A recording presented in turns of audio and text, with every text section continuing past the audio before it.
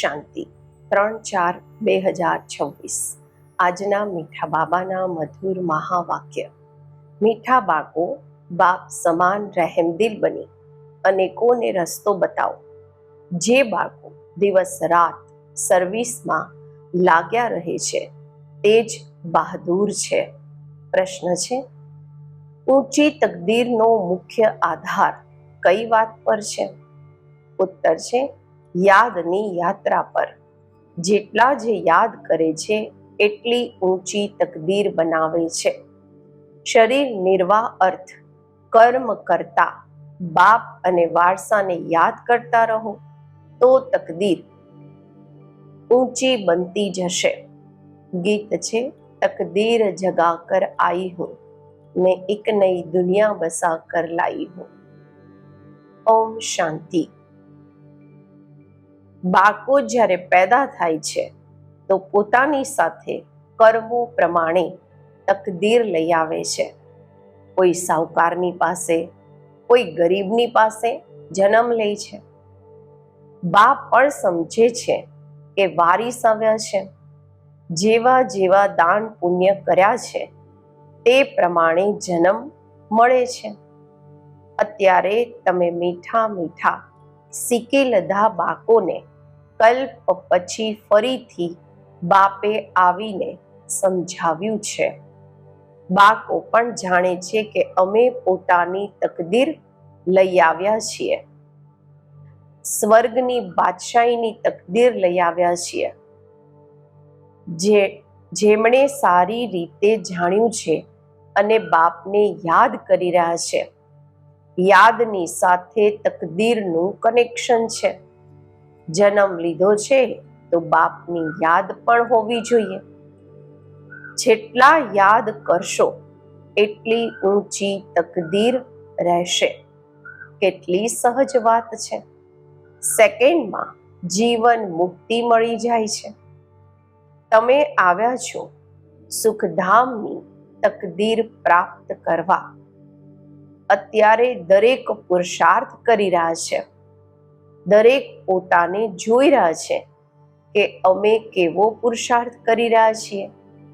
જેમ મમ્મા, બાબા અને સર્વિસેબલ બાળકો પુરુષાર્થ કરે છે એને ફોલો કરવા જોઈએ.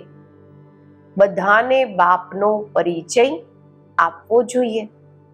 બાપનો પરિચય આપ્યો તો રચનાના આદિ મધ્ય અંતનો પણ આવી જશે.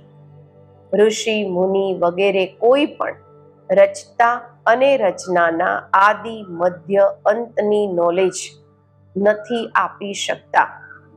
અત્યારે તમારી બુદ્ધિમાં આખું ચક્ર સ્મૃતિમાં રહે છે.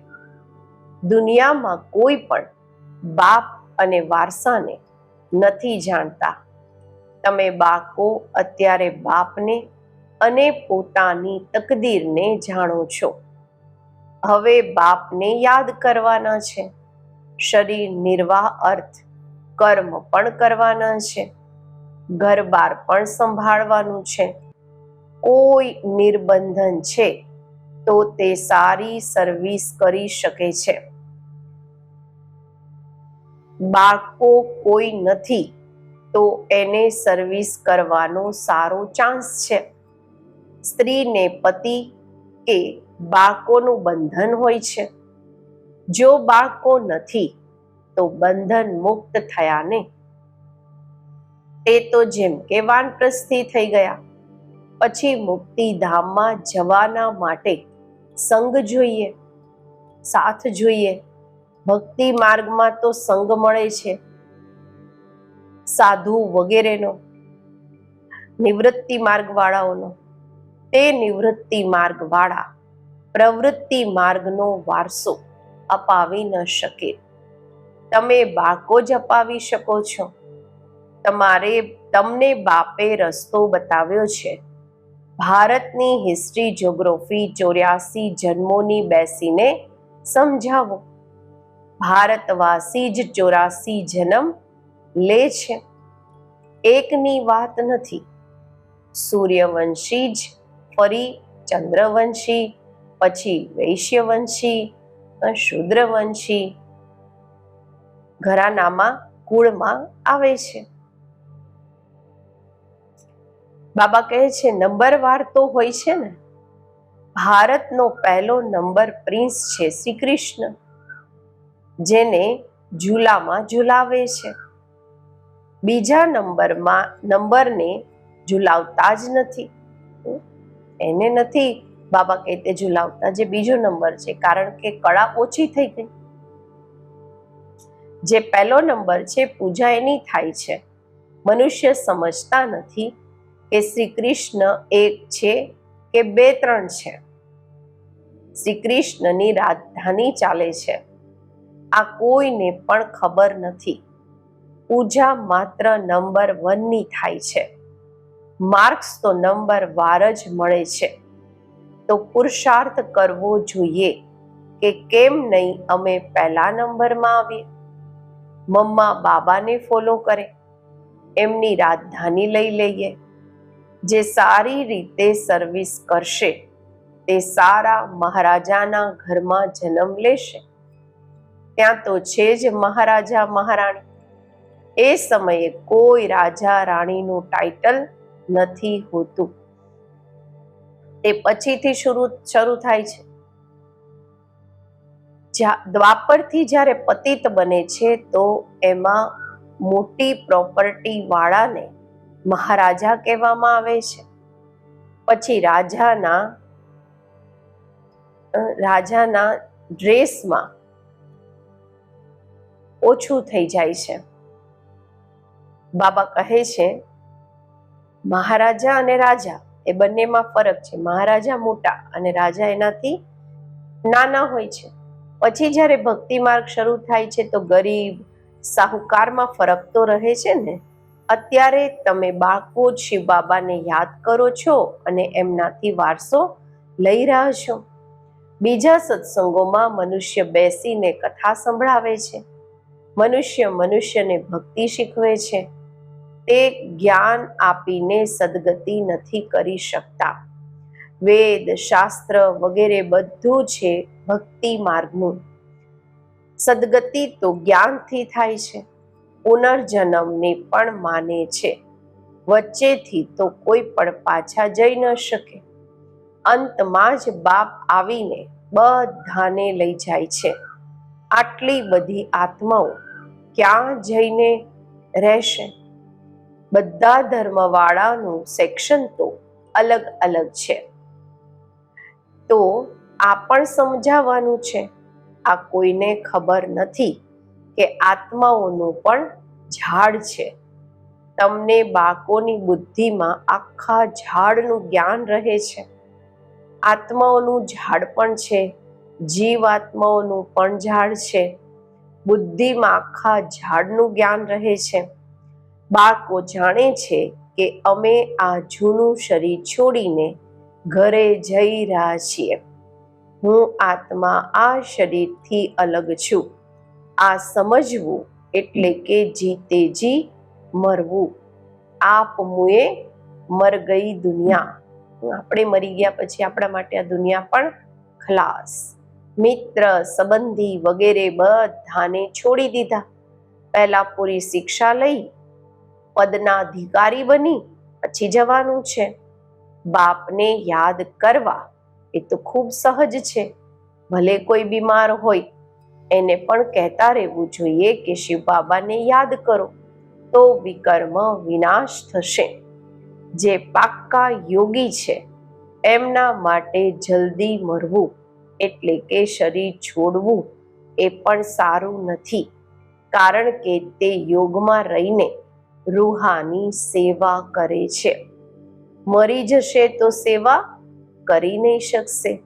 સેવા કરવાથી પોતાનું ઊંચું પદ બનાવતા રહેશે અને ભાઈ બહેનોની સેવા પણ થશે. તે પણ બાપથી વારસો મેળવી લેશે. અમે આપસમાં ભાઈ છીએ. એક બાપના બાળકો છીએ. બાપ કહે છે મને યાદ કરો તો વિકર્મ વિનાશ થાય. આગળ પણ એવું કહ્યું હતું કોઈને પણ સમજાવી શકો છો, બહેનજી અથવા ભાઈજી, તમારી આત્મા તમો પ્રધાન બની ગઈ છે.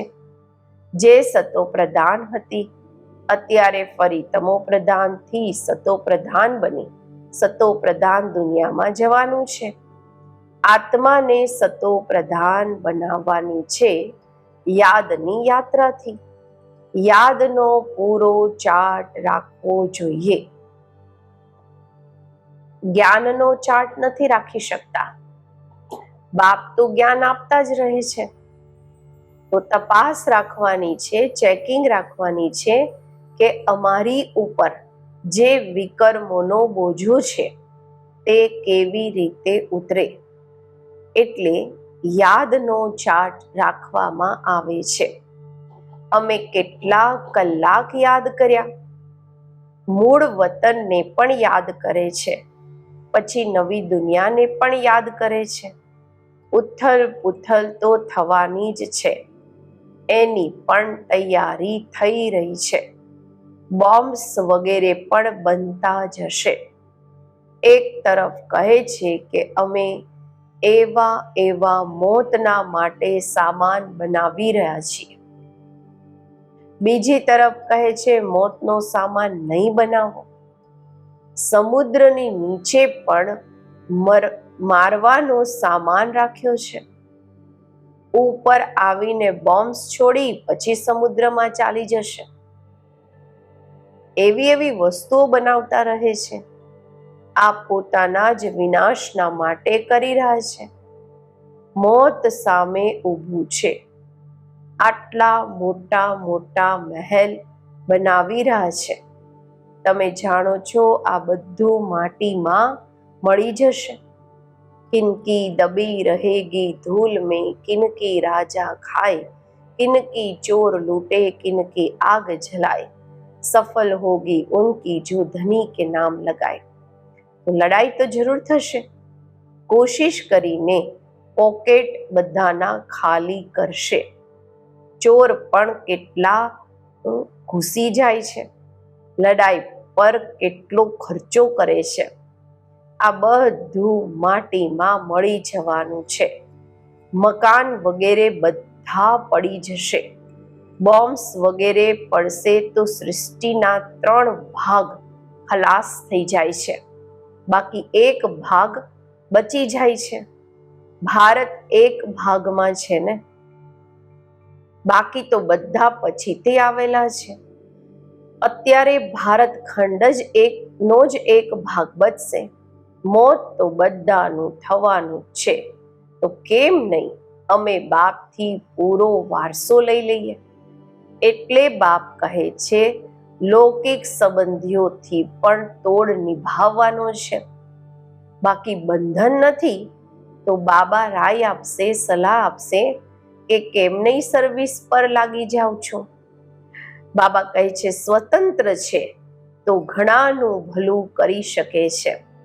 અચ્છા, ક્યાંય બહાર ન જાય તો પોતાના મિત્ર સંબંધીઓ પર જ રહેમ કરવું જોઈએ.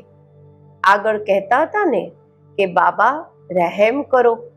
અત્યારે તો તમને રસ્તો મળ્યો છે તો બીજા પર પણ રહેમ કરવું જોઈએ, દયા કરવી જોઈએ.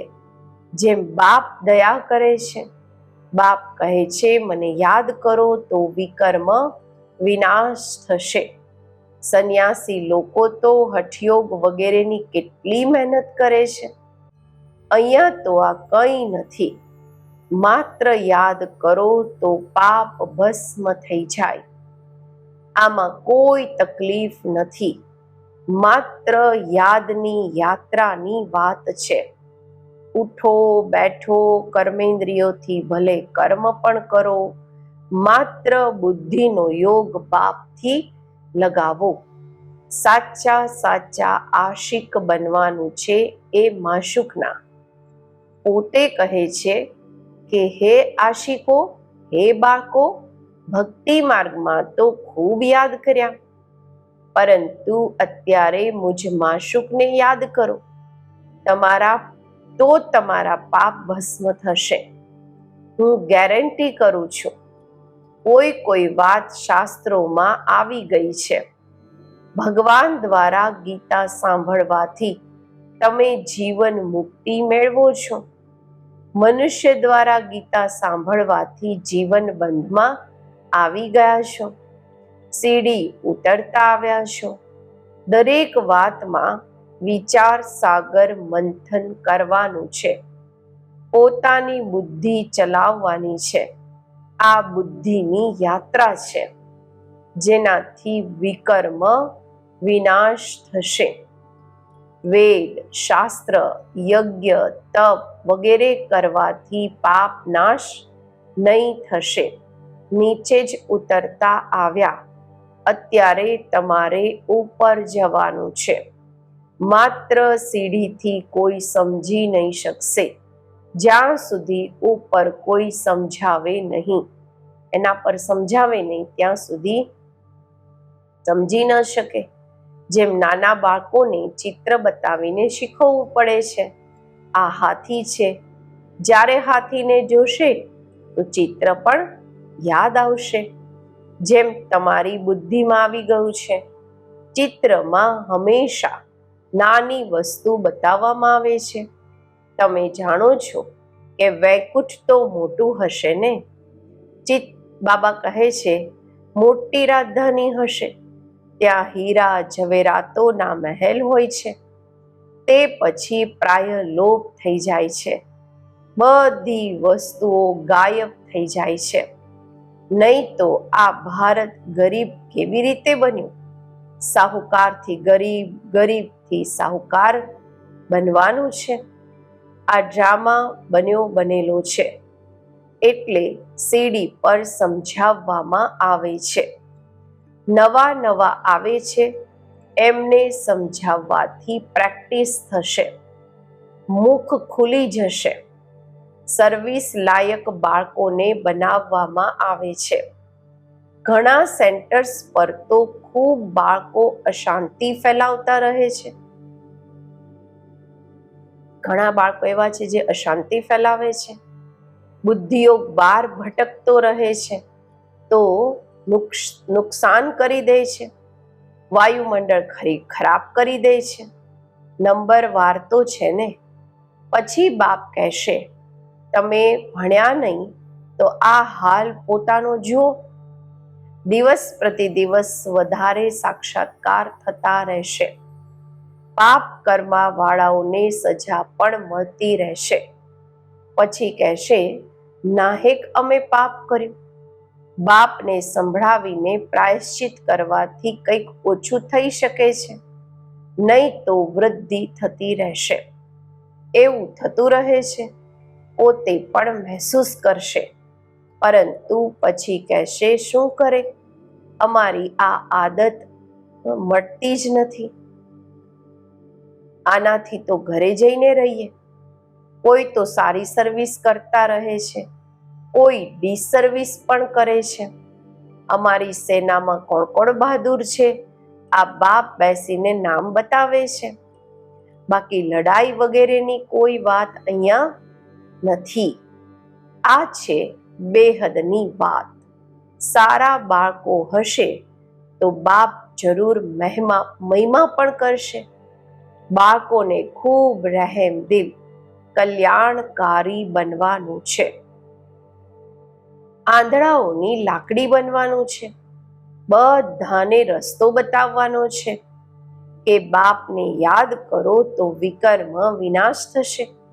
પાપ આત્મા અને પુણ્ય આત્મા કહે છે ને, એવું થોડી કે અંદર પરમાત્મા છે કે આત્મા કોઈ પરમાત્મા બની જાય છે.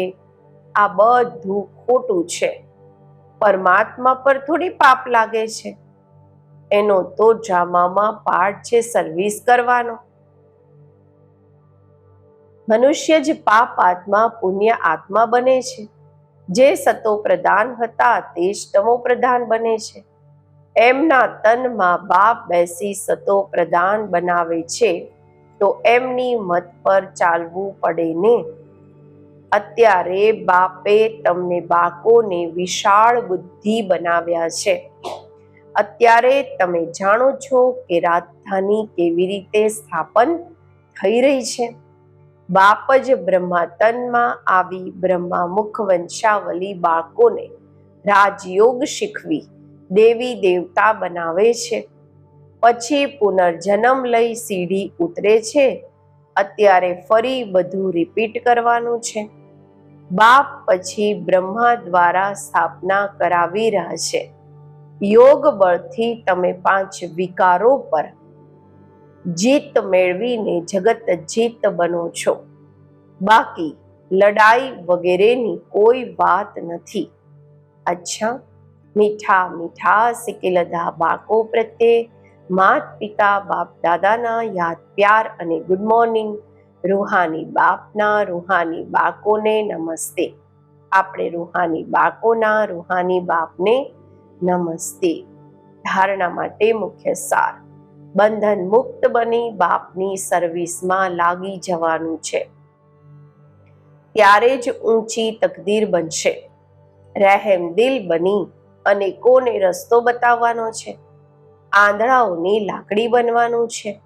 બીજું, આ શરીરથી મમત્વ કાઢીને જીતે જી મરવાનું છે. કારણ કે હવે પાછા ઘરે જવાનું છે. બીમારીમાં પણ એક બાપની યાદ રહે તો વિકર્મ વિનાશ થઈ જશે. આજનું વરદાન: કલ્યાણની ભાવના દ્વારા દરેક આત્માના સંસ્કારોને પરિવર્તન કરવા વાળા નિશ્ચય બુદ્ધિ ભવ. જેમ બાપમાં 100% નિશ્ચય બુદ્ધિ છો. કોઈ કેટલા પણ ડગમગ કરવાની કોશિશ કરે પરંતુ થઈ નથી શકતા. એમ દેવી પરિવાર કે સંસારી આત્માઓ દ્વારા ભલે કોઈ કેવું પણ પેપર લે, ક્રોધી બનીને સામનો કરે કે કોઈ ઇન્સલ્ટ કરી દે, ગાળો આપે, એમાં પણ ડગમગ થઈ નથી શકતા. આમાં માત્ર દરેક આત્મા પ્રત્યે કલ્યાણની ભાવના હોય. આ ભાવના એમના સંસ્કારોને પરિવર્તન કરી દેશે. આમાં માત્ર અધીર્ય નથી થવાનું. સમય પ્રમાણે ફળ અવશ્ય નીકળશે. આ ડ્રામાની નોંધ છે. સ્લોગન છે: પવિત્રતાની શક્તિથી પોતાના સંકલ્પોને શુદ્ધ જ્ઞાન સ્વરૂપ બનાવીને કમજોરીઓને સમાપ્ત કરો. અવ્યક્ત ઇશારા: મહાન બનવાના માટે મધુરતા અને નમ્રતાના ગુણને ધારણ કરો. વાચામાં સદા સત્યતા અને મધુરતા હોય તો વાણીની માર્ક્સ જમા થતી રહેશે. મધુરતાનો ગુણ જીવનમાં છે તો દરેક બોલ મોતી સમાન હશે. એવું લાગશે જેમ કે બોલી નથી રહ્યા, મોતીની વર્ષા થઈ રહી છે. તે એવા બોલ બોલશે જે સાંભળવા વાળા વિચારશે કે એવા બોલ અમે પણ બોલીએ. બધાને સંભળાવીને શીખવાની, બધા સાંભળીને શીખવાની, ફોલો કરવાની પ્રેરણા મળશે. એવા મધુર બોલના વાઇબ્રેશન સર્વને સ્વત જ ખેંચે છે. ઓમ શાંતિ.